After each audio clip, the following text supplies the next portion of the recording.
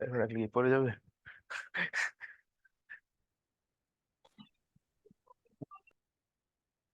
দিছো? রেকর্ডে দিও। আগে থেকে দিছো নাকি এখন দিলা? আচ্ছা, গুড। সাউন্ড একটু দেখো তো, সাউন্ড ঠিক আছে কিনা। আচ্ছা, একটু দেখো তো, একটু সাউন্ড ঠিক আছে কিনা।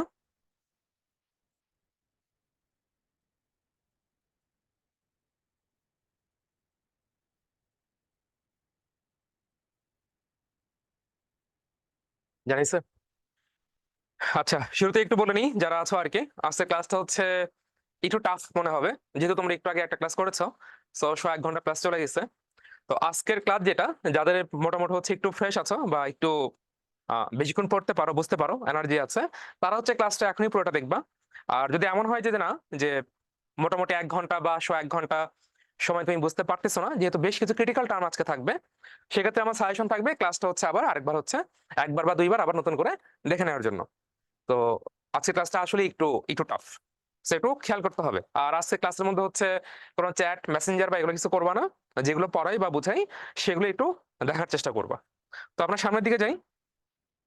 আর যেহেতু হচ্ছে এখন আর লাইভ ক্লাস হচ্ছে না, সো ফেসবুকে তো আর ক্লাসটা পাবা না, শুধুমাত্র জুমে ক্লাসগুলো পাবা। তো তোমাদের সাথে হচ্ছে নরিন আপু তোমাদের সাথে আছেন।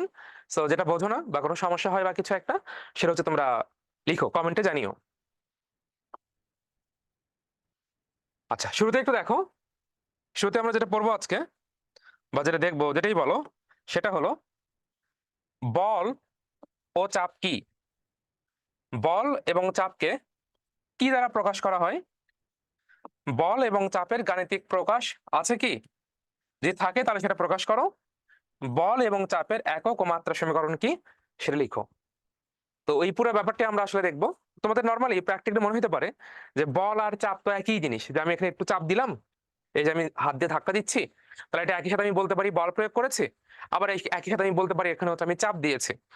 এই দুটো জিনিস স্পেসিফিক্যালি কি বা কি পার্থক্য, সেটা আমরা একটু দেখবো। সিম্পলি বল যেটা, বল মানে হচ্ছে যে তুমি কোনো একটা জায়গায় চাপ দিয়েছো, একটু বোঝার চেষ্টা করো, কোনো একটা জায়গায় চাপ দিয়েছো। এখন এই চাপটা যে দিছো, কতটুক জায়গায় চাপ দিয়েছো, এই জিনিসটা তুমি যতক্ষণ না বলবা ততক্ষণ পর্যন্ত সেটা হচ্ছে বল। অর্থাৎ আমি এখানে চাপ দিচ্ছি, ধাক্কা দিচ্ছি, এটা হচ্ছে বল। কিন্তু তুমি যে ধাক্কাটা দিচ্ছ, অর্থাৎ তুমি যে বলটা প্রয়োগ করতেছো, সেটা কতটুক জায়গায় তুমি করলা, তাহলে সেই জিনিসটা হচ্ছে চাপ। খুব সহজ করে বললে, আমি ধরুন না একটা উদাহরণ দিই, যে ধরো যে কেউ একজন কোন একটা লোককে গুলি করেছে, তুমি বললা যে সেই জিনিসটা হচ্ছে বল, বাট গুলিটা স্পেসিফিক্যালি কোথায় করেছে, কোথায় তার আঘাত করেছে, কতটুকু জায়গায় গিয়ে বুলেটটা লেগেছে, এটুকু তুমি যদি বের করো তাহলে সেটা হবে হচ্ছে চাপ। তাহলে সিম্পলি যেটা, তাহলে বল, তাহলে বল নরমালি আমরা বলের যে সূত্রটা আমরা জানি, জানার কথা না, আমরা আগে পড়ি নাই, সো আজকে নতুন করে একটু দেখবো। তাহলে বল নরমালি হচ্ছে এফ ইকুয়াল টু হচ্ছে এম এ, আর আরেকটা লেখা যায় বল এফ ইকুয়াল টু হচ্ছে এমজি। তুমি দূরে থেকে বুঝতে পারবা। এখন যদি বলো যে ভাই ব্যাপারটা আসলে কি, আমি তো ঠিক বুঝতে পারলাম না, সেটা হলো ধরো তোমার সামনে একটা পড়ার টেবিল আছে, একটা পড়ার টেবিল আছে। এখন এই পড়ার টেবিলকে তুমি একটু ধাক্কা দিয়ে তুমি একে গতিশীল করতে চাও, তাহলে সেই ক্ষেত্রে তোমার কি করতে হবে? তাকে ঠেলা দিতে হবে। তাহলে এই যে ঠেলা দিতে হবে, এই ঠেলার যে মানটা, সেই মানটাই হচ্ছে বল। তাহলে এখানে এম মানে হচ্ছে ওই বস্তুটার ভর, অর্থাৎ যে টেবিলটাকে তুমি মুভ করাবা সেই জিনিসটার ভর। এখন তোমার মাথায় আসতে পারে ভাইয়া ত্বরণ জিনিসটা কি?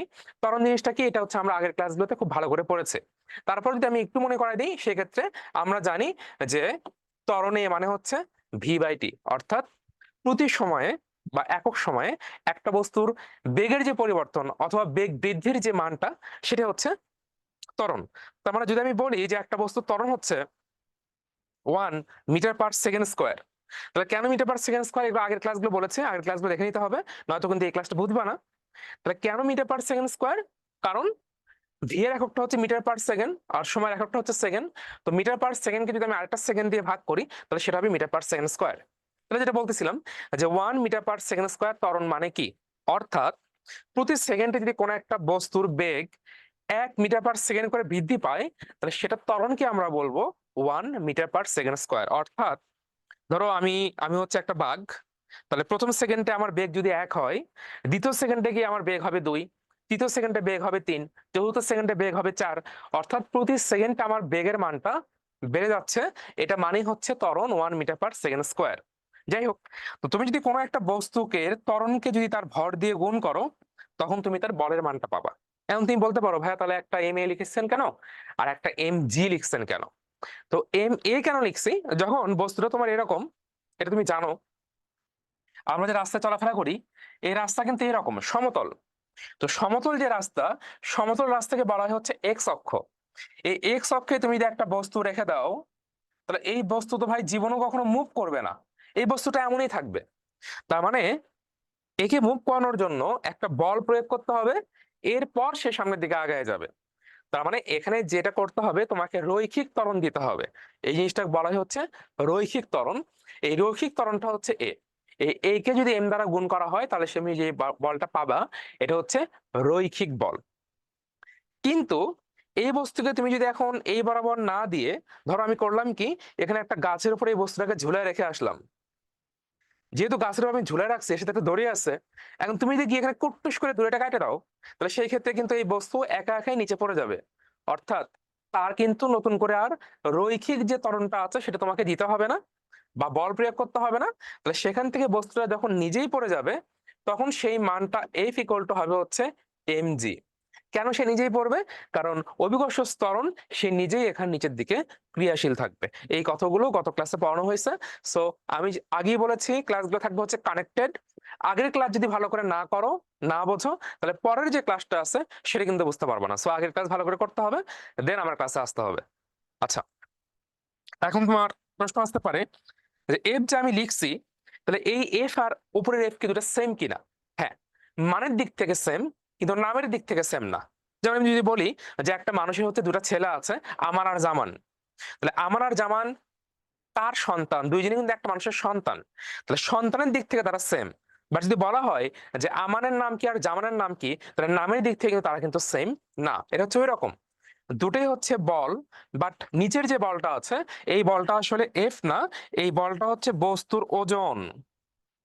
বস্তুর ওজন, তো বস্তুর ওজনকেও এক ধরনের বল বলা হয়। তো W equal to MG, so আমি এটাকে লিখতে পারি হচ্ছে এফ ইকুয়াল টু এমজি। তাহলে এখান থেকে বেসিক্যালি আমরা আসলে কি শিখলাম আজকে? শিখলাম হচ্ছে দুই ধরনের বল, একটা হচ্ছে রৈখিক বল, একটা হচ্ছে অভিকর্ষজ বল।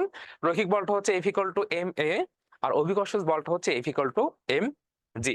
আচ্ছা, এখন এই যে আমি তাহলে বল প্রয়োগ করতেছি, তাহলে এই বল প্রয়োগ করলে কতটুক জায়গার উপর আমি বল প্রয়োগ করলাম, সেটা হচ্ছে চাপ। আমি একটু আগে এটাই বলেছি। তাহলে কতটুক জায়গার উপরে বল প্রয়োগ করলাম, তো জায়গার যে মাপটা, জায়গার মাপটা সবসময় মাথায় রাখবা ক্ষেত্রফল এককে হবে জায়গার মাপটা। তাহলে এইদিকে যদি হয়, আমি লিখতে পারি এইদিকে হচ্ছে দৈর্ঘ্য, এইদিকে যদি দৈর্ঘ্য হয়, তাহলে এইদিকে সেই জিনিসটা হবে হচ্ছে প্রস্থ। তাহলে দৈর্ঘ্য আর প্রস্থ অবশ্যই গুণ করলে কি হবে? দৈর্ঘ্য আর প্রস্থ গুণ করলে হবে হচ্ছে ক্ষেত্রফল। তাহলে সবসময় মাথায় রাখতে হবে চাপের মানটা আমরা বের করবো হচ্ছে ক্ষেত্রফলের মাধ্যমে। তাহলে ক্ষেত্রফলকে আমরা কি দ্বারা সূচিত করতে পারি? ক্ষেত্রফলের ইংরেজি যেটা, সেটা হচ্ছে এরিয়া। তাহলে এরিয়াতে প্রথম অক্ষরটা হচ্ছে কি, প্রথম বর্ণ হচ্ছে কি এ, তাহলে আমরা এ দ্বারা সূচিত করব হচ্ছে ক্ষেত্রফলকে। আচ্ছা, তাহলে চাপ যেটা, তাহলে চাপ পি ইকুয়াল টু হচ্ছে এফ ডিভাইডেড বাই এ। এটা কিন্তু ভেরি ভেরি ইম্পর্টেন্ট। চাপ পি ইকুয়াল টু হচ্ছে এফ বাই এ। তাহলে এফ মানে এখানে কি, প্রযুক্ত বল, আর এ মানে হচ্ছে কি ক্ষেত্রফল। তার মানে আমি বলতে পারি, যে আমি সংজ্ঞা দিয়ে বলি যে আহ একক ক্ষেত্রফলে যে পরিমাণ বল প্রয়োগ করা হয় তাকেই চাপ বলে। একক ক্ষেত্রফলে যে পরিমাণ বল প্রয়োগ করা হয় সেটা কি হচ্ছে চাপ বলে। এখন আমরা তো এখান থেকে বল চাপ এগুলো শিখলাম, কি দ্বারা প্রকাশ করা হয় সেটা শিখলাম। এখন আমরা দেখবো যে বল এবং চাপের গাণিতিক প্রকাশ কি। তাহলে এটা হচ্ছে গাণিতিক প্রকাশ, পি ইকুয়াল টু হচ্ছে এফ বাই এ। আর আমি যদি এফ লিখি, তাহলে এফ ইকুয়াল টু আমি লিখতে পারবো হচ্ছে পি ইন্টু এ। এগুলো হচ্ছে একটু ইন্টারেস্টিং জিনিস।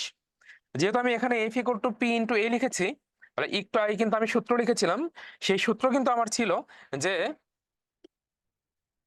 এফ ইকুয়াল টু এম এ। এই এম এ ইকুয়াল টু কিন্তু আমি আমার লিখতে পারবো এই F equal to P A. এই জিনিসগুলো কিন্তু তোমাদের বইয়ে দেওয়া নাই, বাট এগুলো কিন্তু খুব ইন্টারেস্টিং জিনিস। তাহলে এম এ ইকুয়াল টু হচ্ছে পি এ। এখন এই ছোট হাতের এ আর বড় হাতের এ কি সেম? না, সেম কিন্তু না। এই ছোট হাতের এ মানে হচ্ছে ত্বরণ, আর বড় হাতের এ মানে কিন্তু ক্ষেত্রফল। পি মানে হচ্ছে এখানে চাপ, আর এম মানে হচ্ছে বস্তুর ভর। সো এইভাবে বিভিন্নভাবে কিন্তু তোমাদের পরীক্ষার প্রশ্নগুলো আসতে পারে। সো তোমরা যদি জিনিসগুলো বোঝো তাহলে অবশ্যই কিন্তু সূত্রগুলোর প্রয়োগ ঘটিয়ে তোমরা এই প্রশ্নগুলো কিন্তু অ্যান্সার করতে পারবা। আচ্ছা, তাহলে আমরা গাণিতিক প্রকাশটা দেখে ফেললাম। এবার আমরা দেখব যে এই জিনিসগুলোর আসলে যেটা সবচেয়ে বেশি ইম্পর্টেন্ট, একক এবং মাত্রা সমীকরণ কি। তাহলে আমরা প্রথমে আসো, আমরা শুরু করি হচ্ছে এফ থেকে আমরা শুরু করব। তাহলে এফ ইকুয়াল টু, তুমি জানো যে এফ ইকুয়াল টু হচ্ছে এম এ।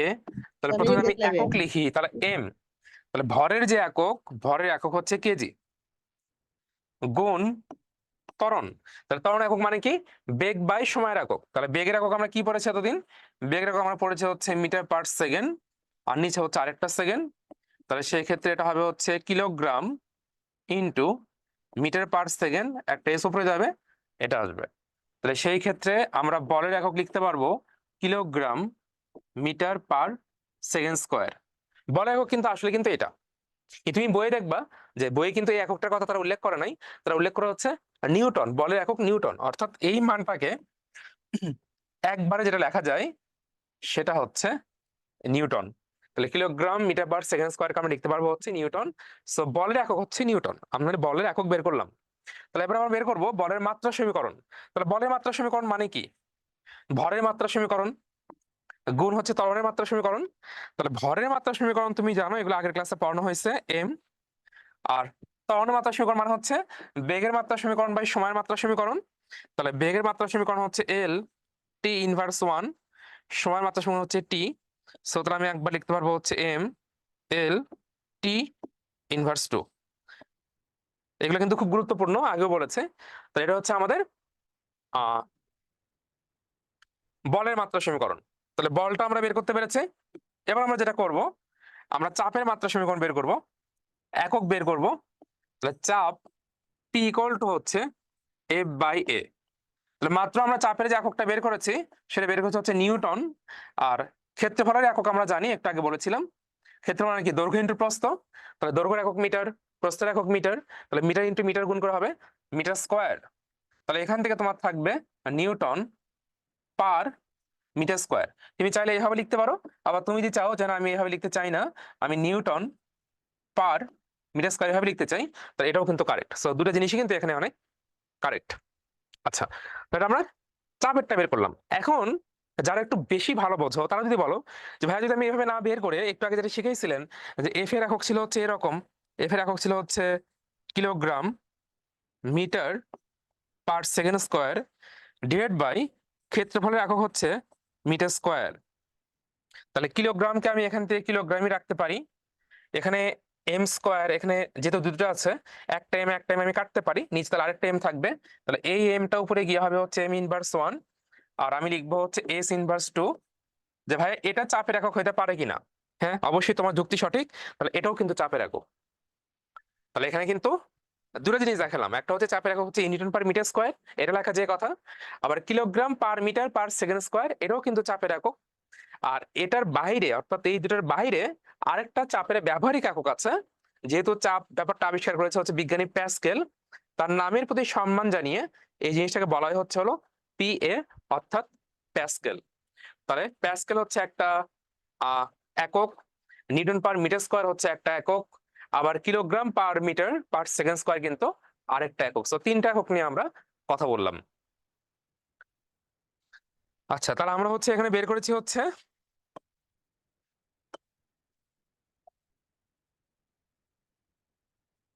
একক বের করলাম।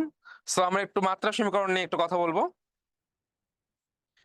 তাহলে চাপ পি ইকুয়াল টু হচ্ছে এফ বাই এ। তাহলে এফ এর ক্ষেত্রে মাত্রা সমীকরণ কি বের করেছিলাম একটু আগে?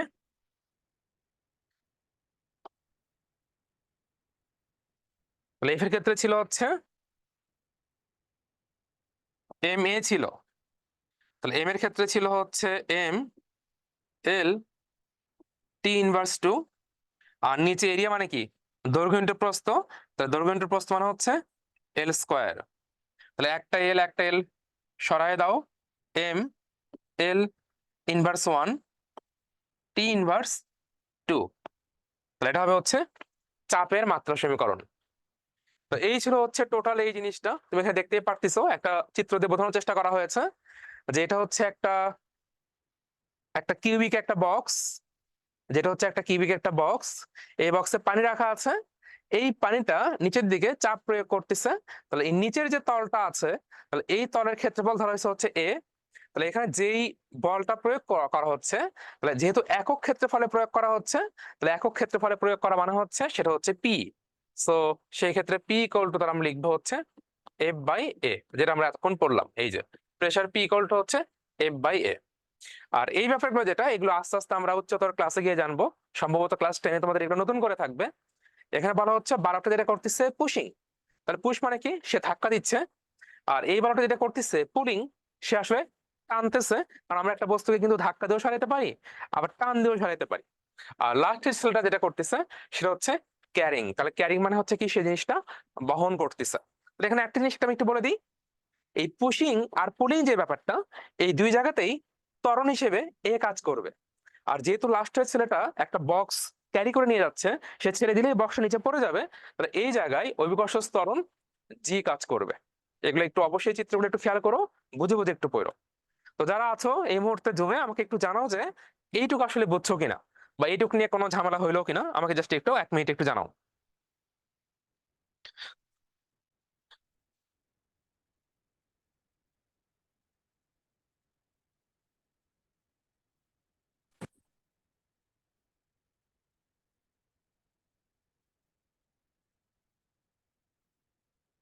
ওকে ফাইন, তাহলে আমরা সামনের দিকে আগাতে পারি, যেহেতু এটা বুঝতে পেরেছো সবাই। এবার দেখো আমরা একটা ম্যাথ দেখবো। ম্যাথটা খুবই ইন্টারেস্টিং একটা ম্যাথ। এখানে বলা হচ্ছে যে ধরো তোমার ভর হচ্ছে 50 কেজি। খুব ফাইন। তোমার শরীরের এক পাশের ক্ষেত্রফল 0.5 মিটার স্কোয়ার। এখন তোমার মাথায় প্রশ্ন আসতে পারে, এক পাশের ক্ষেত্রফল আবার কি জিনিস। এখন ধরো আমি ধরলাম এটা একটা মানুষ। এটা একটা মানুষ। অনেকে কিন্তু আছে মানুষ এইভাবে ঘুমায়, অনেক মানুষ আছে এইভাবে ঘুমায়, আর কেউ আছে কিন্তু এইভাবে ঘুমায় অথবা এইভাবে ঘুমায়। তো এখন এটা যে মানুষটা ঘুমাচ্ছে বা বেডে আছে, তুমি ধরে নাও এই 4 ভাগের কোনো না কোনো এক ভাগে লোকটা শুয়ে আছে। সেটা চিত হয়ে হোক, কাত হয়ে, যেমন ইচ্ছে সে শুয়ে আছে। তো এটাই বলা হচ্ছে, যখন সে শুয়ে আছে, তাহলে তার শরীরের যতটুক অংশ ওই বেডের সাথে লেগে আছে, যেমন আমি যদি এখানে আপনাকে একটা হেলান দিই, তাহলে আমার শরীরের পুরো অংশ কিন্তু এর সাথে কিন্তু লেগে নাই, জাস্ট আমার হাতের কিছু অংশ সেটা কিন্তু এখানে লেগে আছে। তো এরকম তুমি যখন বেডে যখন ঘুমাতে যাও, তখন তোমার শরীরের একটা নির্দিষ্ট অংশ কেবল ওই বেডের সাথে অ্যাটাচড হয়ে থাকে। যতটুকু অংশ অ্যাটাচড হয়ে থাকে, আমরা তার ক্ষেত্রফল যেটা, সেই ক্ষেত্রফলটা ধরলাম হচ্ছে 0.5 মিটার স্কোয়ার। এবং বলা হচ্ছে তোমার দুই পায়ের তলার ক্ষেত্রফল 0.03 মিটার স্কোয়ার। তাহলে দুই পায়ের তলা কি, তুমি ধরো এটা হচ্ছে আমার হাত, সরি এটা আমার পা। তাহলে দু পা মানে হচ্ছে এই পাটা যতটুকু মাটিতে আছে আর এই পাটা যতটুকু মাটিতে আছে, এই দুটা মিলে যতটুকু অংশ টোটাল, সেই অংশটা হচ্ছে 0.03 মিটার স্কোয়ার। এখন প্রশ্ন করা হচ্ছে, তুমি মেঝেতে চিত হয়ে শুয়ে থাকলে মেঝেতে কত চাপ প্রয়োগ করবা? এটা একটা প্রশ্ন। এটা হচ্ছে প্রশ্ন নাম্বার 1। আর সেকেন্ড প্রশ্ন হচ্ছে, দাঁড়িয়ে থাকার সময় মেঝেতে কত চাপ প্রয়োগ করবা? এখন তুমি যেটা জানো, একটু আগে যেটা পড়ে আসছো, যে চাপ P equal to F by A. এখন খেয়াল করো, এই যে তুমি বেডের উপরে শুয়ে আছো, যদি বেডটা ভেঙে পড়ে যায় বা মেঝেটা ভেঙে পড়ে যায়, তাহলে তুমি 2 তলার মেঝেতে শুয়ে আছো। এখন 2 তলার মেঝেটা হুট করে ভেঙে গেল, তাহলে তুমি কি সামনের দিকে পড়ে যাবা নাকি নিচের দিকে পড়ে যাবা?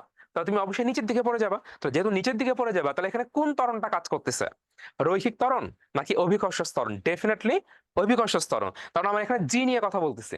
যেহেতু আমরা এখানে জি নিয়ে কথা বলতেছি, তাহলে এখানে যে এফ আছে, এই এফ এর জন্য এটা আর এম এ হবে না, এটা এফ এর পরিবর্তে হবে হচ্ছে এম জি। তাহলে আমরা এখানে এই জিনিসগুলো যদি ধরতে পারো, তাহলে ফিজিক্স অনেক ইজি। আর এই জিনিসগুলো যদি ধরতে না পারো, তাহলে ফিজিক্স অনেক ঘাউড়া, ফাউল। সো তোমাকে বুঝতে হবে যে কোন জিনিসটা এখানে ইউজ হবে, তারপর তুমি সেখান থেকে সূত্রটা ইউজ করতে পারবা। আর এ মানে হচ্ছে ক্ষেত্রফল। এখন কথা হচ্ছে, তোমাকে দুইটা স্ট্রেট দিছে। একটা হচ্ছে তুমি যখন বিছানায় শুয়ে আছো, মানে মেঝে শুয়ে আছো, আর আরেকটা হচ্ছে যখন তুমি মেঝেতে দাঁড়িয়ে আছো। তাহলে প্রথমবার আমরা যেটা করতেছি যে ম্যাথটা, সেই ম্যাথটা হচ্ছে যখন তুমি চিত হয়ে শুয়ে আছো, চিত হয়ে শুয়ে আছো আমরা সেটা করতেছি, তখন এর মানটা হচ্ছে 0.5। আমি এর মানটা এই লিখি, মানটা বসাই দিই। তাহলে এখন তোমার ভর যেহেতু 50 কেজি, তাহলে তোমার ভর ভর হচ্ছে 50 কেজি ইন্টু হচ্ছে 9.8, তাহলে আমি এখানে দিব হচ্ছে 9.8 ডিভাইড বাই হচ্ছে 0.5। তো তোমার কাজ কি? তোমার কাজ হচ্ছে এখান থেকে পয়েন্ট উঠিয়ে দেয়া, নিচ থেকেও পয়েন্ট উঠিয়ে দেয়া। তাহলে ওই পাশে পয়েন্টের পরে এক ঘর, এখানেও পয়েন্টের পরে হচ্ছে এক ঘর। সো 5 দিয়ে তুমি 50 কে কাটো, তাহলে 5 দিয়ে 50 কাটলে হবে 10। এবার তুমি 10 দিয়ে 98 কে গুণ করো, তাহলে 10 ইন্টু 98 মানে হচ্ছে 980। তাহলে 980 পি। তাহলে পি এর একক হচ্ছে কি? তাহলে পি এর একক হচ্ছে নিউটন পার মিটার স্কয়ার। তাহলে তুমি নিউটন পার মিটার স্কয়ার লিখতে পারো, আবার তুমি চাইলে প্যাসকেল লিখতে পারো, তোমার ইচ্ছা। তাহলে এটা আমরা কখন বের করেছে? যখন সে শুয়ে আছে। এর আমরা বের করব যখন সে দাঁড়িয়ে আছে। তাহলে দাঁড়িয়ে থাকো তোমার কি হবে? পি ইকুয়াল টু হচ্ছে এফ বাই এ। তাহলে এফ এর মানটা তুমি এখানেই লিখেছিলা 50 ইন্টু হচ্ছে 9.8, আর এখন ক্ষেত্রফল হচ্ছে 0.03। তাহলে এটা হবে 0.03। তো খেয়াল করে দেখো, এখানে হচ্ছে এক ঘরের পরে দশমিক, সো আর এখানে হচ্ছে দুই ঘর। সো তুমি এখানে একটা শূন্য দিয়ে নাও, শূন্য দিয়ে কোনো সমস্যা নাই। তাহলে আমি এখানকার পয়েন্ট উঠাই দিলাম, এখানকার পয়েন্ট হচ্ছে আমি উঠাই দিলাম। তাহলে আমার এখানে শুধু কি থাকবে? 50 ইন্টু 980 বাই হচ্ছে 3। সো আমরা ক্যালকুলেট করি, যেহেতু ক্যালকুলেট আমরা করতে পারবো। তাহলে সেক্ষেত্রে আমরা লিখবো হচ্ছে 50 ইন্টু 980 বাই হচ্ছে 3। তাহলে 16,333 আমাদের অ্যান্সার আসে। তাহলে এখান থেকে আমাদের যে মানটা যেটা আসে সেটা আসে হচ্ছে 16,333। তাহলে এখান থেকে তোমরা একটা খুব ভালো একটা জিনিস বুঝতে পেরেছো। কি সেই জিনিস? তুমি যখন শুয়ে আছো তখন তোমার ওজন, আর তুমি যে দাঁড়িয়ে আছো, দুজন কিন্তু ওজন কিন্তু সেম, অর্থাৎ ওজনের কোনো চেঞ্জ হয় নাই। বাট তোমরা যেই চাপ দিচ্ছ মেঝেতে, সেটা কিন্তু চেঞ্জ হয়েছে। তার মানে বোঝা যাচ্ছে যত ক্ষুদ্র জায়গার উপরে তুমি চাপ দিবা, ততই সেই ক্ষেত্রে মেঝেতে বা ওই বস্তুতে চাপের পরিমাণটা বাড়তে থাকবে। এখন ধরো আমি এখানে দুই পায়ে দাঁড়িয়ে আছি, এখন আমি করলাম কি, এক পা উঠাই ফেললাম। যদি আমি এক পা উঠাই ফেলি, তো তখন কি হবে? তখন চাপটা কিন্তু আরো বেশি পড়বে। কেন বেশি পড়বে?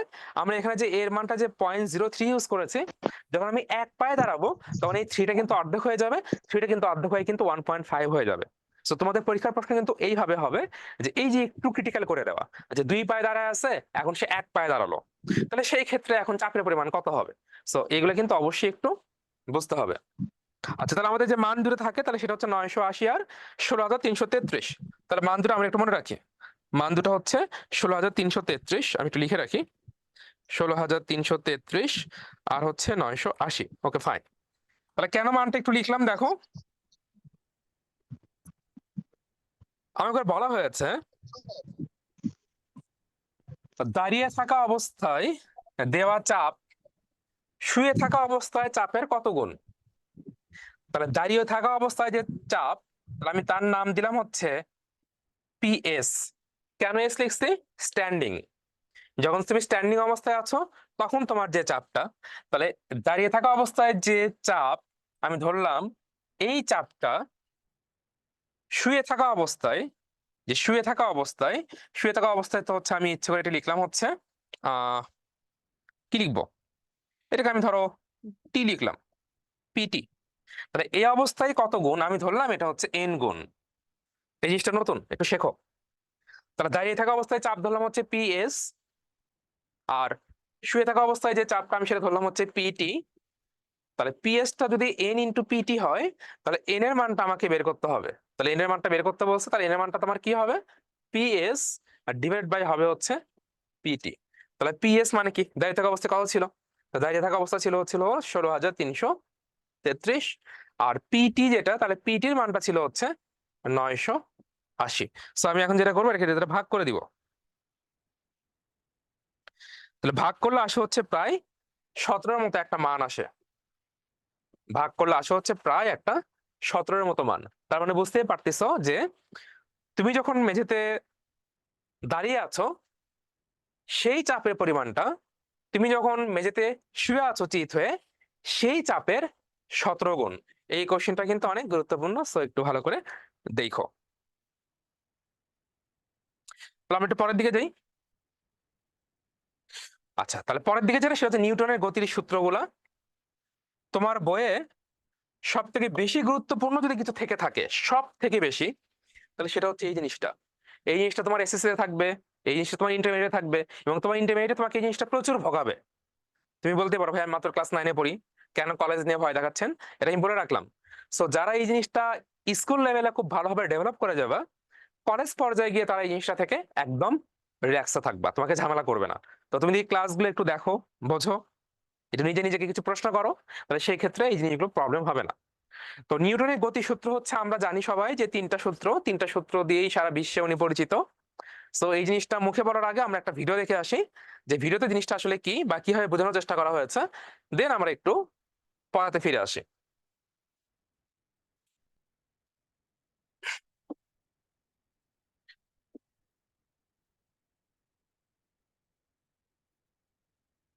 একটু দেখো ভিডিওটা,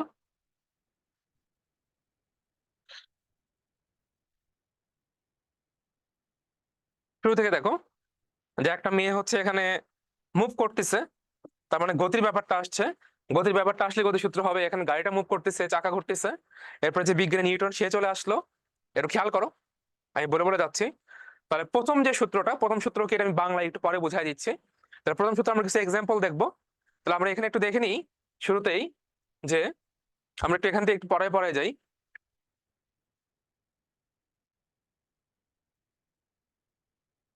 একটু ওয়েট করো।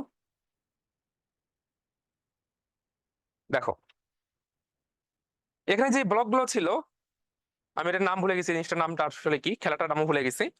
তাহলে বলটা কিন্তু গতিশীল অবস্থায় ছিল, আর যেই ডলগুলো ছিল তারা কিন্তু স্থির অবস্থায় ছিল। তো যখন এই জিনিসটা গিয়ে ওদেরকে আঘাত করলো, তার কিন্তু একটা খুব নির্দিষ্ট একটা সময় পর, সেটা খুবই স্বল্প একটা সময়, তারপর কিন্তু তারা কিন্তু পড়ে গেল। তাহলে এখান থেকে যেটা বলা যায় যে, আচ্ছা আমরা আরো কিছু উদাহরণ দেখি, তারপর একটু জিনিসটা একবারে বলে দিই, তাহলে একটু বুঝতে সুবিধা হবে।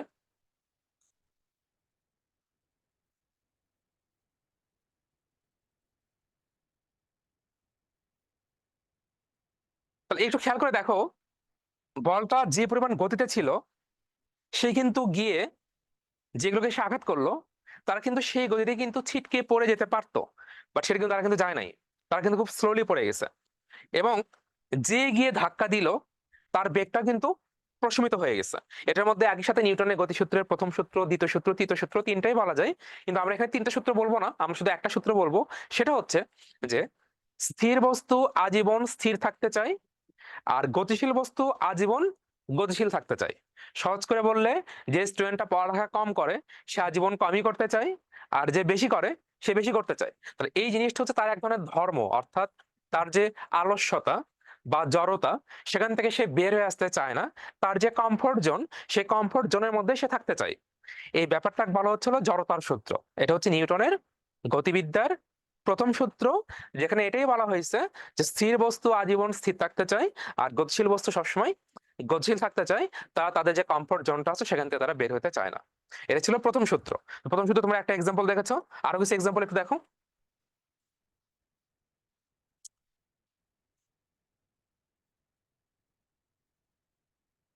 পরেরটা দেখো তাহলে একটু।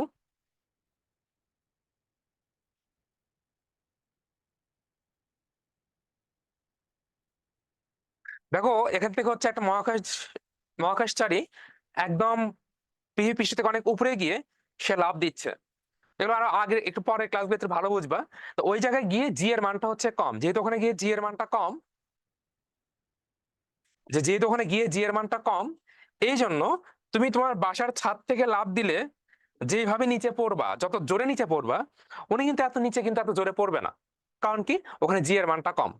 সেম ভাবে যদি তোমাকে প্রশ্ন করা হয় যে তুমি চাঁদে গেছো, চাঁদে যাওয়ার পর তোমাকে কেউ করলো কি, এরকম করে কোলে উঠাইলো, এবার কোল থেকে তোমাকে ছেড়ে দিল, তো তুমি কি ধপাস করে পড়ে যাবা কিনা? না। যদি পৃথিবীতে আমি তোমাকে এখান থেকে ছেড়ে দিই, তা তোমার যদি নিচে যেতে যদি তোমার লাগে হচ্ছে 1 সেকেন্ড, তাহলে চন্দ্রে গিয়ে যদি আমি তোমাকে এখান থেকে ছেড়ে দিই, তাহলে তোমার নিচে পড়তে লাগবে হচ্ছে 6 সেকেন্ড। এই জিনিসগুলো তোমাদের বই এখন নাই, এগুলো আমরা পরে ক্লাসে গিয়ে পড়বো আস্তে আস্তে। জাস্ট আমি তোমাদের একটু উদাহরণটা বোঝাচ্ছি। তো যেহেতু ওখানে জি এর মানটা কম, আমাদের পৃথিবীতে জি এর মান হচ্ছে কত, 9.8, আর চন্দ্রে গিয়ে জি এর মানটা হচ্ছে তোমার 1.6 এর মতো। এই কারণে ওখানে গিয়ে কোনো একটা বস্তু খুব আস্তে নিচে পড়ে। সেম ভাবে তুমি যদি চাঁদে গিয়ে একটা 10 তলা বিল্ডিং এ হেঁটে উঠতে চাও, তাহলে সেক্ষেত্রে তোমার কষ্ট কিন্তু কম হবে। কারণ কি? কারণ ওখানে জি এর মানটা কম। বাট আমাদের দেশে, পৃথিবীতে তুমি যদি 10 তলা বিল্ডিং হেঁটে উপরে উঠতে চাও, তাহলে তোমার কিন্তু কষ্টটা কিন্তু অনেক বেশি হবে। আচ্ছা, তো এটা খুব জড়তার মধ্যেই পড়া হচ্ছে যে ওখানে যে বস্তু তাহলে সে হচ্ছে স্লোলি কাজ করতে চাচ্ছে, কারণ ওখানে জিনিসটাই হচ্ছে স্লো। এটা বোঝানো হয়েছে। এরপর দেখো, যখন মহাকাশ যানের মধ্যে কোনো একটা লোক উঠে আসতেছে, দেখবা যে সে খুব ভেসে ভেসে উঠে আসতেছে। কেন ভেসে উঠে আসতেছে? এই জিনিসটা একটু দেখো।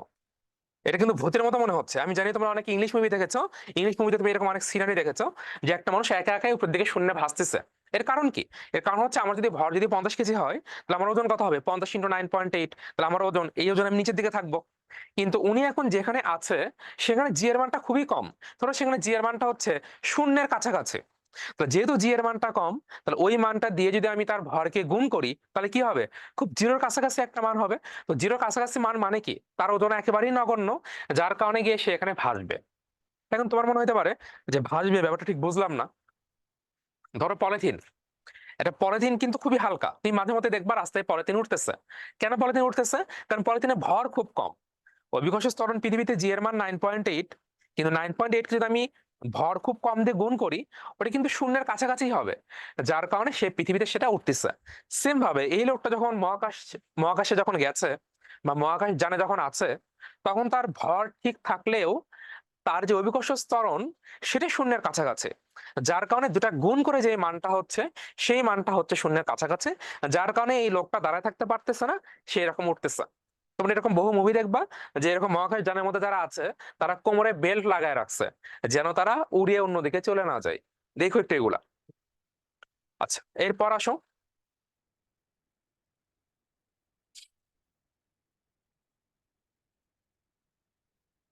এরপর দেখো, এই গাড়িটা অনেক ফোর্সে গিয়ে, দেখো একটা গাড়ি থেমে থাকবে, ওই গাড়িকে গিয়ে ধাক্কা দিবে। খেয়াল করো। তাহলে এই যে এই গাড়িটা এত জোরে গিয়ে একে ধাক্কা দিল, তাহলে সেই ক্ষেত্রে কি এই গাড়িটা অনেক জোরে মুভ করার কথা, বাট এই গাড়ি কিন্তু সে জোরে মুভ করে নাই। কেন মুভ করে নাই? কারণ এই বস্তুটা স্থির ছিল। এই জন্য তার ধর্মই হচ্ছে সে স্থির থাকার চেষ্টা করবে। আর এই বস্তুটা অনেক গতিশীল ছিল, ওর ধর্ম হচ্ছে সে গতিশীল থাকার চেষ্টা করবে। যার কারণে এখানে একটা জড়তার সূত্র এখানে আমরা দেখলাম। এরপরে দেখো, তো এই ছিল হচ্ছে আমাদের হচ্ছে নিউটনের গতিবিদ্যার প্রথম সূত্র। সো আমরা এখন একটু দ্বিতীয় সূত্রটা একটু দেখবো।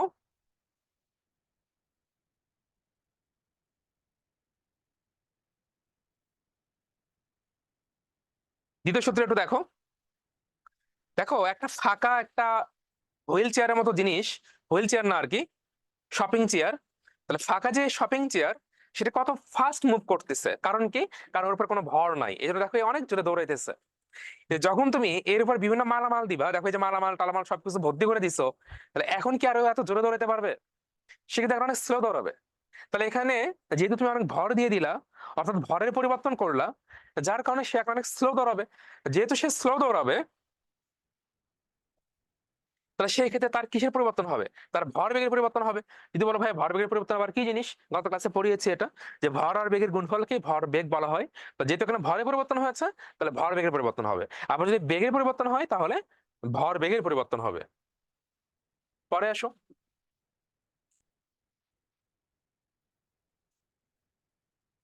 এবার আমরা দেখবো হচ্ছে পরের সূত্রটা দেখবো।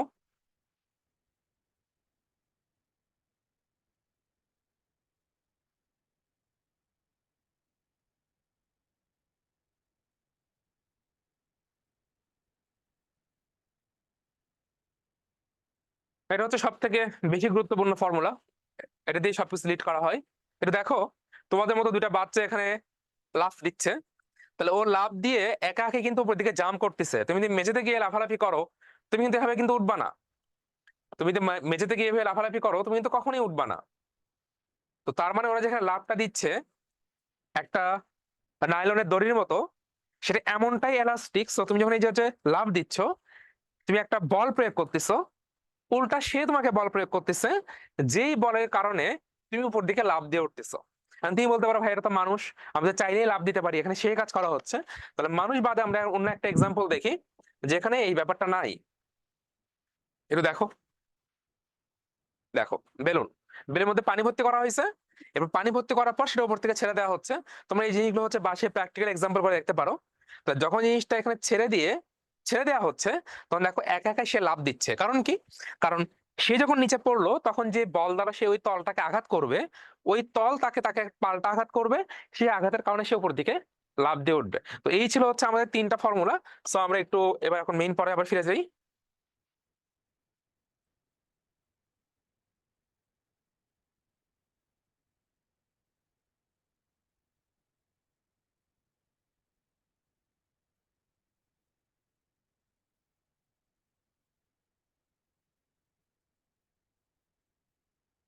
লাস্ট আমরা প্রথম সূত্রটা একটু দেখি, প্রথম সূত্র কি বলা হয়েছে। আচ্ছা, প্রথম সূত্র যেটা আমি এতক্ষণ বলেছি, তারপর আমি একটু বলে দিই যে বাইরে থেকে কোনো বল প্রযুক্ত না হলে স্থির বস্তু চিরকাল স্থিরই থাকবে এবং গতিশীল বস্তু চিরকাল সমবেগে, এই জিনিসটা একটু মাথায় রাখতে হবে, এটা ভেরি ভেরি ইম্পর্ট্যান্ট। এবং গতিশীল বস্তু চিরকাল সমবেগে সরলরেখায় বা সরল পথে গতিশীল থাকবে, অর্থাৎ সে তার দিক পরিবর্তন করবে না। তার মানে যদি আমি এই জিনিসটাকে এখন একটা ধাক্কা দিই, তাহলে ও যে বেগে যাবে আজীবন সে বেগে চলতেই থাকবে। এখন তুমি যদি বলো যে না এটা তো আসলে হবে না, ও তো সারা জীবন এভাবে চলবে না, ও তো একটু পরে থেমে যাবে। এর কারণটা হচ্ছে এখানে বাতাসের বাধা বল আছে, বাতাস ওকে বাধা দিবে সামনে যাওয়ার জন্য, যার কারণে ও এভাবে আজীবন চলতে পারবে না। বাট সত্যি যদি এমন হইতো যে আমি রাস্তায় একটা গাড়ি রাখলাম, মাটিতে কোনো ঘর্ষণ বল নাই, কোনো বাতাসের বল নাই, এবার গাড়িটা একটা জোর করে একটা ধাক্কা দিলাম, তাহলে এই গাড়িটা আজীবন এভাবে চলতেই থাকতো। এটি হচ্ছে নিউটনের প্রথম সূত্র। আমি আরেকবার একটু বলে দিই।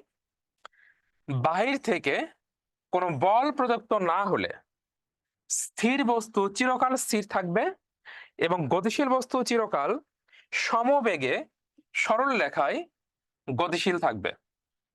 গাণিতিকভাবে বলা যায় যে কোনো বস্তুর উপর প্রযুক্ত বল যদি শূন্য হয় তবে বস্তুর গতিবেগ শূন্য হবে। এই জিনিসটা কিন্তু তোমাদের বইয়ে নাই, কোনো বইয়ে নাই, ইনফ্যাক্ট কোনো বইয়ে নাই, নতুন বই বলো পুরান বই বলো, কোনো বইয়ে নাই। কারণ প্রথম যে সূত্রটা, সেই সূত্রকে তারা গাণিতিক রূপে কখনো প্রকাশ করে নাই, শুধু এইটুকুই বলছে যে এটা হচ্ছে জড়তার সূত্র। বা জড়তার সূত্রের মেইন যে থিমটা, যে তুমি যদি বাহ্যিক বল প্রয়োগ না করো, তাহলে যেহেতু তুমি বল প্রয়োগ করবা না, তাহলে বলের পরিমাণটা হচ্ছে জিরো, তাহলে বস্তু সমবেগে চলবে। তো সমবেগে চললে কি হয়, এটা গত ক্লাসে পড়িয়েছি, তার আগের ক্লাসে পড়িয়েছি, যে ভি ইকুয়াল টু হচ্ছে ইউ প্লাস এটি। সমবেগ মানে হচ্ছে ভি আর ইউ এর মানটা হচ্ছে সেম, যেহেতু দুইজনের মানটাই সেম, তাহলে আমি ভি ইকুয়াল টু ভি বলতে পারি প্লাস এটি। তাহলে দুই পাশ থেকে ভিভি যদি কেটে যায়, তাহলে এটির মানটা থাকবে হচ্ছে জিরো, সো এর মানটা থাকবে জিরো। তাহলে এটা যেন আমাকে আর কখনো বলতে না হয়, এটা খুব গুরুত্বপূর্ণ, যে কোনো একটা বস্তু যদি সমবেগে চলে তখন তার ত্বরণটা শূন্য হয়ে যায়। তাহলে সেটাই বলা হচ্ছে এখানে, যে গাণিতিক ভাবে বলা যায় কোন বস্তুর উপর প্রযুক্ত বল যদি শূন্য হয়, অর্থাৎ এফ এর মান যদি শূন্য হয়, তবে বস্তুর গতিবেগ শূন্য হবে। তাহলে বস্তুর গতিবেগ বলতে বেগ শূন্য হবে। তাহলে সেই ক্ষেত্রে আমরা জানি হচ্ছে, একটু আগে আমরা বলছিলাম, পরে আসছি, এফ ইকুয়াল টু হচ্ছে এম এ। তাহলে এটা একটু নতুন করে একটু জিনিসটা একটু দেখো, এটা তোমরা পড়ো নাই, এটা আসলে ইন্টারমিডিয়েটের পড়া, একটু কঠিন লাগতে পারে। তাহলে এফ ইকুয়াল টু যদি এম এ হয়, তাহলে আমি একটু আগে সূত্র লিখলাম যে ভি ইকুয়াল টু হচ্ছে ইউ প্লাস এটি। তাহলে এ মানে হচ্ছে ভি মাইনাস ইউ বাই হচ্ছে টি, যে ভি মাইনাস ইউ বাই হচ্ছে টি। তো একটু দেখো, এমটাকে আমি এম এর মতো রাখলাম, এই যে উপরে ভি মাইনাস ইউ দেখতে পাচ্ছ, এই জিনিসটার মানে কি? এই জিনিসটার মানে হচ্ছে বেগের পরিবর্তন। তো বেগের যে পরিবর্তন, পরিবর্তনকে তোমরা যতদিন পর্যন্ত পড়ালেখা করতেছো এটা একটু শিখে রাখো, নতুন জিনিস বাট একটু শিখে রাখো। পরিবর্তনকে শর্টকাটে দুটো জিনিস দিয়ে শেখানো হয়, একটা হচ্ছে ডিভি, একটা হচ্ছে ডেল ভি। পরিবর্তনকে সবসময় দুটো জিনিস দিয়ে শেখানো হয়, একটা হচ্ছে ডিভি, একটা হচ্ছে ডেল ভি। যদি পরিবর্তনটা শুধুমাত্র দুইটা পয়েন্টের মধ্যে হয়, পরিবর্তনটা যদি শুধুমাত্র দুটা পয়েন্টের মধ্যে হয়, তখন আমরা সাধারণত ডেল ভি ব্যবহার করি। আর যদি একটা বড় অংশ জুড়ে পরিবর্তনটা বের করতে চাই আমরা, তাহলে সেক্ষেত্রে আমরা ডিভি লিখি। এগুলো আমরা এসএসসি তে বুঝতাম না, মুখস্থ করতাম, তাহলে আমাদেরকে কোনো টিচার এভাবে বুঝাই দিত না, জাস্ট মুখস্থ পড়ে তো বইগুলা। যাই হোক, তাহলে দুটা পয়েন্টের মধ্যে পরিবর্তন বললে আমরা ডেল ভি ইউজ করতে পারি। আর যখন অনেকগুলো পরিবর্তন আলাদা আলাদা থাকবে, সেক্ষেত্রে যদি আমরা ব্যবহার করি, তাহলে সেক্ষেত্রে আমরা ডিভি ব্যবহার করতে পারি। তাহলে এখন যেহেতু এখানে বেগের পরিবর্তন, তাহলে বেগের পরিবর্তনটাকে তুমি চাইলে এখানে ডেল ভি ইউজ করতে পারো, তুমি ডিভি ইউজ করতে পারো, তোমার ইচ্ছা। যদি তুমি দুটা সূক্ষ্ম পয়েন্ট নাও তাহলে ডেল ভি হবে, আর যদি অনেকগুলো পয়েন্টের মধ্যে নিয়ে কাজ করতে চাও তাহলে ডিভি নিতে হবে। তুমি যেটাই নাও কোনো সমস্যা নাই। তাহলে এখন যদি আমি বলি যে বেগের যে পরিবর্তনটা, তাহলে বেগের পরিবর্তন আমি ডিভি লিখবো। আর সময় যেটা, তাহলে সময়ের তো একটা পরিবর্তন থাকবে। যদি বলো ভাই মানে ব্যাপারটা বুঝলাম না, ধরো আমি একটা গাড়ি, আমার এখন যে বেগটা আছে, এই বেগটা বেড়ে যেটা হলো, তাহলে ওখানে যে সময় ছিল, তাহলে এটা হচ্ছে আরেকটা সময়। সেটা 1 সেকেন্ড হোক, 2 সেকেন্ড হোক, 3 সেকেন্ড হোক। তাহলে বেগের পরিবর্তন হোক বা না হোক, তাহলে সময়ের পরিবর্তন কিন্তু মাস্ট হবে, কারণ সময় কিন্তু কখনো থেমে থাকবে না। বেগ থেমে থাকতে পারে, বাট সময় কখনো থেমে থাকবে না। মানে সময়ের একটা পরিবর্তন আছে। তাহলে সময়ের পরিবর্তনকে আমি লিখবো হচ্ছে ডিটি। এই জিনিসটা তোমাদের বইয়ে নাই, বাট আমি একটু তোমাদেরকে শেখাতে যাচ্ছি, তাহলে পড়াটা অনেক রিল্যাক্সে শিখতে পারবা। তাহলে যেটাকে তুমি এ হিসেবে জানো, এর পরিবর্তে আমি জিনিসটাকে লিখতে পারি ডিভি বাই ডিটি। এটা ভেরি ভেরি ইম্পর্টেন্ট, এটা শিখলে তোমার জন্য খুব ভালো। তাহলে এ কে আমরা লিখতে পারি হচ্ছে ডিভি বাই ডিটি। তাহলে এই যে এম ডিভি বাই ডিটি, এটা আমার কিসের মান? এফ এর মান। তাহলে যেহেতু আমি বাহ্যিক কোনো বল প্রয়োগ করব না, তাহলে সেক্ষেত্রে আমি টোটাল মানটা equal to F equal two লিখতে পারি হচ্ছে 0। তাহলে যদি আমি এটা ইকুয়াল টু 0 লিখে দিই, তাহলে সেই ক্ষেত্রে দেখো, সেই ক্ষেত্রে তুমি এম দিয়ে যদি ভাগ করে দাও, তাহলে ডি বাই ডিটা 0 হয়ে যাবে। সেই ক্ষেত্রে ডি বাই ডিটা 0 হয়ে যাবে। তো এটাই বলা হচ্ছে, যদি এটা যদি 0 হয়, অর্থাৎ ডিভি বাই ডিটি এই মানটা যদি 0 হয়ে যায়, তখন এটাই বলা হচ্ছে বস্তুর গতিবেগটা 0 হবে। সো এটা কিন্তু অনেক ইম্পর্ট্যান্ট, একটু জিনিসটা একটু মাথায় রেখো। তো এটাকে বলা হচ্ছিল তোমার হচ্ছে জড়তার সূত্র। এই যে নিউটনের প্রথম সূত্রকে জড়তার সূত্র হিসেবে উল্লেখ করা হয়। এই সূত্রটি কেবল জ্বর প্রসঙ্গ কাঠামোর ক্ষেত্রেই প্রযোজ্য। এটা একটু দেখো, আমাকে একটু জানাও যে জিনিসটা বুঝলা কিনা বা কঠিন মনে হলো কিনা।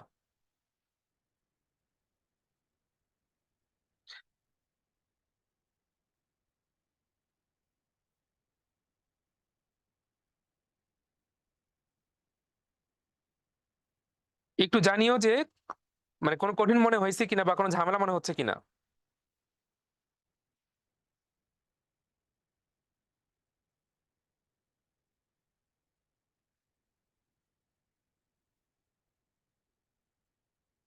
ওকে তাশা, থ্যাংক ইউ, বুঝছো এটাই হচ্ছে অনেক। নইলে পরে আবার একটু বুঝবা, বাট এটা অনেক ইম্পর্ট্যান্ট, এটা একটু মাথায় রাখতে হবে। এটা নিয়েই আমরা সামনের দিকে আগায় যাব। আচ্ছা, তাহলে আমি ধরে নিচ্ছি জিনিসটা বুঝতে পেরেছো। এখন দেখো, জড়তা যে ব্যাপারটা, সব থেকে বেস্ট এক্সাম্পল হচ্ছে এইটা। এটা আমার কাছে খুব, উদাহরণটা খুব আহ, সুন্দর মনে হয়েছে। এখানে বলা হচ্ছে বস্তু যে অবস্থায় আছে চিরকাল সে অবস্থায় থাকতে চাওয়ার যে প্রবণতা বা সে অবস্থা বজায় রাখতে চাওয়ার যে ধর্ম, তাকে জড়তা বলে। কোন বস্তু জড়তা ভরের উপর নির্ভর করে, very very important, very very important. কোন বস্তুর জড়তা ভরের উপর নির্ভর করে। যে বস্তুর ভর বেশি তার জড়তা বেশি। যে বস্তুর জড়তা বেশি তাকে গতিশীল করা, বেগ বৃদ্ধি করা বা বেগ হ্রাস করা অথবা বেগের পরিবর্তন করা তত কঠিন। ভেরি ভেরি ইম্পর্ট্যান্ট, এই জিনিসগুলো তোমাদের পরীক্ষায় আসার মতো। তাহলে যে বস্তুর ভর বেশি হবে, তার জড়তা বেশি হবে, তাকে গতিশীল করতে চাওয়া, তার বেগ বৃদ্ধি বা হ্রাস করতে চাওয়া, তাকে সে গতিশীল অবস্থায় থাকলে তাকে থামিয়ে দেওয়া, এরকম প্রতিটা জিনিস করে অনেক কষ্টকর হয়ে যাবে। একটু এক্সাম্পল একটু ভালো করে খেয়াল করো। এই গাড়িটা কিন্তু চলতেছে, এই গাড়িটা কিন্তু চলতেছে। যখন এই গাড়িটা চলতেছে, তখন কিন্তু আপাত দৃষ্টিতে চিন্তা করলে এই গাড়ির সাপেক্ষে এই বক্স কিন্তু স্থির অবস্থায় আছে। আমরা যেমন বাসের মধ্যে থাকলে বাস চলে, আমরা কিন্তু চলি না। এটা একটা কমন কথা, এটা অনেকেই জিজ্ঞেস করতো আমাদের ক্লাসে, যে যখন একটা বাস চলে, তখন আমিও যদি বাসের মধ্যে দৌড়াই, তাহলে কি হবে? তাহলে কি বাস থেকে আমি নেমে যাব কিনা? অর্থাৎ একটা বাস চলতেছে, বাসের মধ্যে আমি আসি, তাহলে বাসও কিন্তু যাবে, সাথে আমিও যাব। কিন্তু একটা দুষ্ট ছেলে করলো কি, বাস চলতেছে, ও বাসের মধ্যে একটা দৌড় দিল। তাহলে ও কি বাসের সাথেই যাবে, নাকি ও বাসের থেকে জোরে চলে যাবে? ধরো বাসের সামনে ফাঁকা, এটা একটা প্রশ্ন, এটা আমি তোমাদেরকে উত্তর দিব না, এটা তোমরাই ভেবে বের করবা। যে একটা বাসের, অথবা আমি চিন্তা করলাম বাসের ছাদে উঠছে একটা স্টুডেন্ট, একটা ছেলে, সে এখন দৌড় দিছে। এখন ও কি বাসের সাথে সাথে যাবে, নাকি ও বাস থেকে নিচে পড়ে যাবে? এটা তোমাদের জন্য একটা প্রশ্ন, ভেবে আমাকে জানাবা। আচ্ছা, যাই হোক, তাহলে বাসের সাপেক্ষে কিন্তু এই বস্তুটা কিন্তু স্থির অবস্থায় আছে, আর রাস্তার সাপেক্ষে কিন্তু এই বস্তুটা কিন্তু গতিশীল অবস্থায় আছে। ফিজিক্স একটু জটিল, কারণ ফিজিক্সের কথাবার্তা জটিল, বাট ফিজিক্স যদি বোঝার চেষ্টা করো, তাহলে ফিজিক্স এতটা জটিল না। বাট স্কুলে যেটা করা হয় বা কলেজে যেটা করা হয়, ফিজিক্স তো এমনিতেই জটিল, জিনিসটাকে এত ভেঙে চুরে বোঝানো হয় না, সূত্র দিয়ে শেষ করে ফেলা হয়, যার কারণে ফিজিক্স আমাদের পড়তে খুব বিরক্ত লাগে। তাহলে এই বস্তুর দুটো স্টেট আছে, একটা হচ্ছে বাসের সাপেক্ষে চিন্তা করলে, আর একটা হচ্ছে রাস্তার সাপেক্ষে চিন্তা করলে। তো রাস্তার সাপেক্ষে চিন্তা করলে এই বস্তুটা কিন্তু হচ্ছে গতিশীল অবস্থায় আছে, আর বাসের সাপেক্ষে চিন্তা করলে বস্তু কিন্তু স্থির অবস্থায় আছে। Okay fine. এখন একটা জায়গায় গিয়ে বাস হুট করে একটা ব্রেক টানলো। যখন বাস ব্রেক টানলো, তাহলে বাস ব্রেক টানা মানে কি, এই ব্রেকের কারণে বাসটা থেমে যাবে। তাহলে বাস যদি থেমে যায়, তখন কিন্তু এই বস্তু আর স্থির থাকবে না, তখন কিন্তু এই বস্তু কিন্তু সামনের দিকে চলে আসার চেষ্টা করবে। তাহলে যখন এই বস্তু সামনে চলে আসার চেষ্টা করবে, তাহলে এই বস্তুর একটা ত্বরণ কাজ করবে সামনের দিকে, যেহেতু গতিশীল অবস্থায় আছে, আর একটা ত্বরণ কাজ করবে হচ্ছে নিচের দিকে। আমি জানি তোমাদের কাছে অনেকের কাছে এখন একটু জটিল মনে হচ্ছে। যখন সামনের দিকে কাজ করবে, তখন তার মধ্যে রৈখিক ত্বরণ কাজ করবে, আর নিচের দিকে যেটা কাজ করবে সেটা হচ্ছে আহ অভিকর্ষ ত্বরণ কাজ করবে। এখন তুমিই বলো, তুমি হচ্ছে একটা তুমি হচ্ছে একটা কি, তুমি হচ্ছে একটা বাচ্চা গরু। ধরো একটা বাচ্চা গরু, এখন এই বাচ্চা গরুকে সবাই হচ্ছে অনেক আদর করে। এখন তোমার এ নাম্বার ফ্রেন্ড এই দিকে তোমার টানতেছে, ওর বাসা এই দিকে, আর তোমার বি নাম্বার ফ্রেন্ড তোমাকে এই দিকে টানতেছে, এবং দুইজন একই শক্তি দিয়ে টানতেছে। এখন তুমি বাচ্চা গরু কোন দিকে যাবা? তুমি কাউরে গুতাও দিবা না, কিছু করবাও না, তুমি এখন কোন দিকে যাবা? যেহেতু দুইজন তোমাকে সেম ভাবে টানাটানি করতেছে, তাহলে তুমি কিন্তু এই দুইজনে কারো দিকেই যাবা না, তুমি কিন্তু আসলে যাবা কোন দিকে জানো? তুমি কিন্তু আসলে যাবা হচ্ছে এই দিকে। কারণ দুইজন মিলে টানাটানি চোটে তুমি মাঝখান বরাবর আসবা। এগুলো শিখবা যখন কলেজে যাবা, তখন শিখবা। বাট এখন থেকে একটু একটু যদি ধারণা রাখো, তাহলে সেক্ষেত্রে জিনিসগুলো খুব ভালো, ইন্টারেস্টিং। তো সেম ভাবে এই ত্বরণটা কাজ করবে ডান দিকে, রৈখিক ত্বরণ, আর অভিকর্ষ ত্বরণ কাজ করবে হচ্ছে নিচের দিকে। যার কারণে এই বক্স বেচারা এখন যেটা করবে, এই বক্স বেচারা এটা মাঝখান বরাবর এসে রাস্তায় পড়ে যাবে, একদম এরকম এসে পড়ে যাবে। এখন তুমি বলতে পারো, ভাই একদম মাঝখান দিয়ে আসবে কিনা? না, একদম মাঝখান দিয়ে আসবে না। কেন মাঝখান দিয়ে আসবে না? এই যে তোমার যে ফ্রেন্ডটা আছে এ এ করলো কি, যে এইটুক টানাটানিতে তুমি তার কথা শুনতেছো না, সে করলো কি, টানাটানি ব্যাপারটা অনেক বড় করে দিল। সে যখন এই টানাটানি ব্যাপারটা অনেক বড় করে দিবে, তখন তুমি কিন্তু আর মাঝখান দিয়ে আসবে না। তখন তুমি করবা কি, ওর আদরের ডাক শুনবা, ওর কথা শুনে তখন তুমি তার কাছে যাবা। তো এখানে ব্যাপারটা হচ্ছে এমনটাই, যে এখানে ব্যাপারটা হচ্ছে এমনটাই। তাহলে এখানে এ আর জি এর মধ্যে যদি সমান হয়, তাহলে বসটা মাঝখান দিয়ে এসে নিচে পড়ে যাবে। আর যদি এমন হয় এই গতিটা অনেক বেশি ছিল, সেখান থেকে ব্রেক করেছে, তাহলে এটা একদম এমন করে এসে নিচে পড়বে। আর গাড়ি যদি স্লো চলে, তাহলে সেই ক্ষেত্রে এইভাবে নিচে পড়বে। এগুলো আস্তে আস্তে তোমাদেরকে শিখাই দিব, বাট আমি চাচ্ছি তোমরা যেন একটা ইমাজিন করতে শেখো। আচ্ছা, তো এই যে গাড়িটা থেমে গেলে বস্তুটা সে সুন্দর করে নিচে পড়ে যাবে, এই ব্যাপারটা হচ্ছে জড়তার ব্যাপার আর কি। এই যেখানে বলা আছে দেখো, এই যে অভিকর্ষ ত্বরণ নিচের দিকে কাজ করবে, আর এটা মোশন যেটা, এটা হচ্ছে রৈখিক ত্বরণ। রৈখিক ত্বরণ হচ্ছে ডান দিকে কাজ করবে। তো এটা হচ্ছে আমাদের জড়তার হচ্ছে প্রথম সূত্র। তাহলে এগুলো তুমি জানো, এগুলো দেখলেই বুঝবো, আমি ইচ্ছে করে দিয়েছি এগুলো আজকে। তা স্থিতি জড়তা মানে কি? স্থির অবস্থায় থাকা কোনো বস্তুকে গতিশীল করার জন্য প্রয়োজনীয় প্রতিরোধ ক্ষমতা। Very very important. তাহলে স্থিতি জড়তা জিনিসটা কি? স্থির অবস্থায় থাকা কোনো বস্তুকে গতিশীল করার জন্য প্রয়োজনীয় প্রতিরোধ যে ক্ষমতা, সেটা হচ্ছে স্থিতি। ধরো আমাকে কেউ পিছন থেকে ধাক্কা দিল, তাহলে আমি কি করব? আমি এরকম করে ঝুঁকে পড়বো। কিন্তু আমি ঝুঁকে পড়তে চাচ্ছি না, আমি ঝুঁকে পড়বো না। এই যে আমার অন্তস্থ যে সত্তাটা ঝুঁকে পড়বে না, সে যে স্থির থাকতে চাইবে, এই যে বলটা, এই জিনিসটা হচ্ছে স্থিতি জড়তা। স্থির বস্তু গতিশীল হতে চায় না, একে সরানোর জন্য বাহ্যিক বল প্রয়োগ করতে হয়। বস্তুর ভর যত বেশি, ওই কথা আবার আসছে, স্থির জড়তা তত বেশি। উদাহরণগুলো কি হইতে পারে? উদাহরণগুলো হইতে পারে, গাড়ি থামানোর সময় যাত্রীরা সামনের দিকে ঝুঁকে পড়ে, এটা কমন একটা সিনারিও, তোমরা জানো। এই যে একটু আগে আমরা যেটা বক্স দেখলাম, যে বক্স সামনের দিকে পড়ে যাচ্ছে। টেবিলে রাখা বই টেবিল সরানোর সাথে সাথে কিছুক্ষণ স্থির থাকে, এটা একটা ব্যাপার। আর গতি জড়তা জিনিসটা কি? গতিশীল অবস্থায় থাকা কোনো বস্তুর গতি পরিবর্তন করার জন্য প্রয়োজনীয় প্রতিরোধ ক্ষমতাকে গতি জড়তা বলে। তাহলে ওটা হচ্ছে স্থিতি থেকে গতিতে নিয়ে আসার জন্য, আর হচ্ছে গতি থেকে স্থিতিতে নিয়ে আসার জন্য। গতি পরিবর্তন করার জন্য বাহ্যিক বল প্রয়োগ করতে হয়।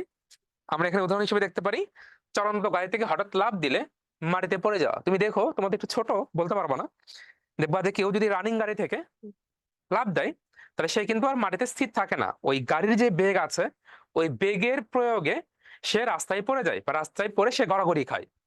এটা হচ্ছে গতি জড়তার ক্ষেত্রে হয়। আবার সাইকেল চালাতে থামার সময় হাতল ধরে এগিয়ে ঝুঁকে পড়া, অর্থাৎ তুমি যখন একটা সাইকেল থেকে তুমি হুট করে নামতেছো, ইনস্ট্যান্ট যদি গাড়ি সাইকেল অনেক বেগে থাকে তাহলে সেই ক্ষেত্রে কিন্তু তুমি ইনস্ট্যান্ট নামতে পারো না, একটু সাইকেল কিন্তু আগায় যায়। ওই জিনিসগুলো বলা হচ্ছে। আচ্ছা, এবার আসো আমরা নিউটনের প্রথম সূত্রে হচ্ছে আমরা একটা ম্যাথ দেখি যে আমরা ম্যাথটা আসলে বুঝি কিনা। খেয়াল করো, তাহলে নিউটনের প্রথম সূত্র যেটা ছিল, যেটা আমরা একটু আগে যেটা পড়ে আসছি, যে F equal to M DV by DT equal to zero, একটু আগে এটা পড়ে আসছে। এখানে বলা হচ্ছে উসাইন বোল্ট, আমি ঠিক জানি না তোমরা জানো কিনা উসাইন বোল্টকে। উসাইন বোল্ট হচ্ছে এখন পর্যন্ত পৃথিবীতে সব থেকে দ্রুততম মানব, যে সব থেকে কম সময়ে বেশি দূরত্ব অতিক্রম করতে পারে, অর্থাৎ বেশি দূরে দৌড়াইতে পারে। তাই উসাইন বোল্টকে তুমি দেখলা তোমার বাসার সামনে দিয়ে 35 মিটার পার সেকেন্ড গতিতে উত্তর দিকে দৌড়াতে। এরপর তোমার বন্ধু 60 সেকেন্ড পর, অর্থাৎ তোমার ফ্রেন্ড দেখলো 60 সেকেন্ড পর তাকে ওই একই গতিতে উত্তর দিকে দৌড়াতে। যদি বলো ভাইয়া কিভাবে দেখলাম, এই যে এটা হচ্ছে তোমার বাসা আর এটা হচ্ছে তোমার বন্ধুর বাসা। এখন তোমার বাসার সামনে দিয়ে যখন ওসাইন বল দৌড় দিচ্ছে, এখান থেকে সে তোমার ফ্রেন্ডের বাসায় যেতে আরো 60 সেকেন্ড সময় নিয়েছে, এবং তোমার বাসার সামনে তার যে বেগ ছিল, তোমার ফ্রেন্ডের বাসার সামনে ওসাইন বোল্টের একই বেগ ছিল। এখানে নিউটনের কোন সূত্রের প্রয়োগ ঘটেছে? এখানে নিউটনের কোন সূত্রের প্রয়োগ ঘটেছে? সো বুঝতেই পারতেছো যে যেহেতু এখানে ডিভি, তাহলে ডিভি মানে কি? বেগের কোনো পরিবর্তন হয় নাই। বেগ শুরুতেও 35 ছিল, পরও 35 ছিল। তো ডিভি মানে কি? বেগের পরিবর্তন। তাহলে বেগের পরিবর্তন এখানে শূন্য। তাহলে বেগের পরিবর্তন যদি শূন্য হয়, তাহলে সেক্ষেত্রে তুমি একটু আগেই পড়েছো যে বাহ্যিক বল প্রয়োগ না করলে বেগের পরিবর্তন যদি শূন্য হয়ে যায়, তাহলে সেটা হয় হচ্ছে নিউটনের গতির প্রথম সূত্র। অর্থাৎ এখানে ডিভির মান যেহেতু জিরো, তাহলে আমি এখানে মানটা জিরো বসাই দিই, তাহলে পুরো মানটা কি হবে? জিরো হবে। তাহলে আমি এখান থেকে এফ এর মানটা কি পাবো? জিরো পাবো। অর্থাৎ বাহ্যিক কোনো বল প্রয়োগ না করায় ওই বস্তুর বেগের কোনো পরিবর্তন আসলে হয় নাই। সো এটা হচ্ছে নিউটনের গতির প্রথম সূত্রের একটা ব্যাখ্যা।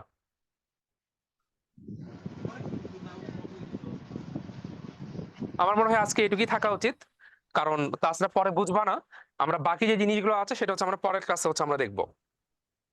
এটা হচ্ছে আমরা তাহলে কি কি করলাম আজকে একটু দেখো একটু। আজকে আমি কোনো অ্যাসাইনমেন্টও দিচ্ছি না, কারণ আজকে জিনিসগুলো একটু টাফ। সো একটু ভালো করে যেন পড়তে পারো একটু। এখান থেকে সব থেকে বেশি যেটা গুরুত্বপূর্ণ সেটা হচ্ছে এটা, এই জিনিসটা। এটা অবশ্যই খুব ভালো করে দেখবা ক্লাসটা আপলোড দেওয়ার পরে, যারা এতক্ষণ একটু কম বুঝেছো এটা দেখবা। এর সঙ্গে আরো কিছু ম্যাথ আমরা পরে করব। এই ম্যাথটা ভেরি ভেরি ইম্পর্ট্যান্ট, এই ম্যাথটা ভালো করে খেয়াল করবা। এই রিলেটেড বেশ কিছু ম্যাথ তোমাদের বইয়ে আছে, অনুসন্ধানী পাঠেও আছে, আবার যেটা অনুশীলনমূলক বই সেখানেও আছে। সেই ম্যাথগুলো একটু দেখার চেষ্টা করবা, করতে পারতেছো কিনা। দেন সেখান থেকে নিউটনের গতিসূত্র যেই এক্সাম্পল গুলো দিয়েছি সেটা একটু দেখবা। আর এরপর দেখবা হচ্ছে প্রথম সূত্র আসলে কি বলা হয়েছে। আমি তোমাকে যে ডিভি ম্যাথমেটিক্যাল যে ব্যাপারগুলো দেখিয়েছি সেখানে কি বোঝানো হচ্ছে। এরপর জড়তা জিনিসটা কি, স্থির জড়তা কি, গতি জড়তা কি, এই জিনিসটা খুব ভালো করে দেখবা। এই উদাহরণটা এখানে আমি এ দ্বারা কি বুঝিয়েছি, জি দ্বারা কি বুঝিয়েছি, ব্লকটা পরে গেলে কোন দিকে পড়ে যাবে, এগুলো বোঝার চেষ্টা করবা। এরপর এটা তো দেখবাই স্থির জড়তা গতি জড়তা। প্রথম সূত্র ম্যাথ এটা দেখবা। আর নেক্সট যে ক্লাসটা থাকবে ফিজিক্সে, ওখানে হচ্ছে আমরা পরবর্তী যে সূত্র আছে দুইটা, নিউটনের দ্বিতীয় সূত্র তৃতীয় সূত্র, ওগুলো হচ্ছে ভালো করে সলভ করার চেষ্টা করবো, এবং ওখানে বেশ কিছু ম্যাথ আছে সেগুলো করার চেষ্টা করবো। তো আজকে হচ্ছে এটুকুই। কারো কোনো প্রশ্ন থাকলে 2 মিনিট করতে পারো।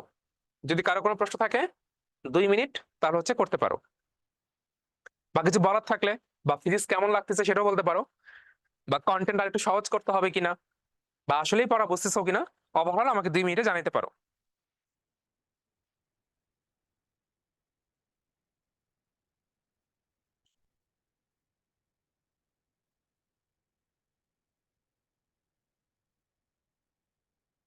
হ্যাঁ, তার সাথে তোমার উত্তর হয়েছে। বাসের ছাদের থেকে যদি তুমি দৌড় দেওয়া হয় তাহলে বাস থেকে পড়ে যাবে। তাহলে যেহেতু এই প্রশ্ন উত্তর দিছো তাশা, তাহলে তোমার জন্য একটা প্রশ্ন আছে।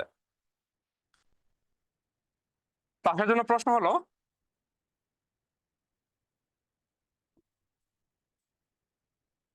বাস না এখানে আমরা কার গাড়ি আঁকলাম। ধরো এই গাড়িটা 50 মিটার পার সেকেন্ড বেগে যাচ্ছে। আর তাসা তুমি কই? তুমি হচ্ছে বাসের ছাদে, তোমার ছাদে উঠে দিলাম। এই যে তুমি হচ্ছে এখানে, তুমি এইবার আবার দৌড় দিছো হচ্ছে 10 মিটার পার সেকেন্ড বেগে। তাহলে তোমার অ্যান্সার হচ্ছে তুমি হচ্ছে বাস থেকে পড়ে যাবা। তাহলে তোমার জন্য কোশ্চেন হচ্ছে, এটা আমাকে নেক্সট ক্লাসে জানাবা, তোমার তাহলে বেগ কত। বাস যাচ্ছে 50 মিটার পার সেকেন্ড বেগে, আর তুমি 10 মিটার পার সেকেন্ড বেগে দৌড় দিয়েছো, তাহলে আমাকে বলতে হবে তোমার বেগ কত।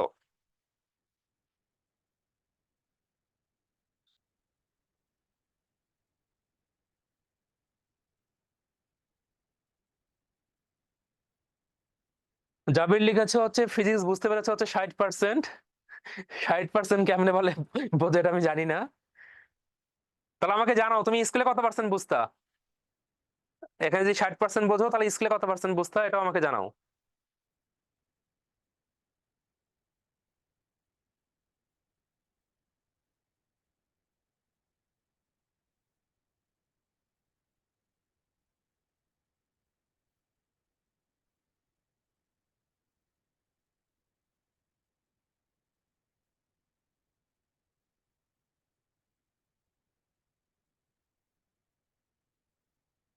স্কুল নান, থ্যাংক ইউ। তাহলে এখানে হচ্ছে আরো ভালো বুঝবা, মাত্র যেহেতু 3টা ক্লাস, সো যখন এই ক্লাসটা 8টা 10টা ক্লাসে যাবে তখন ইনশাল্লাহ অনেক ভালো বুঝতে পারবা।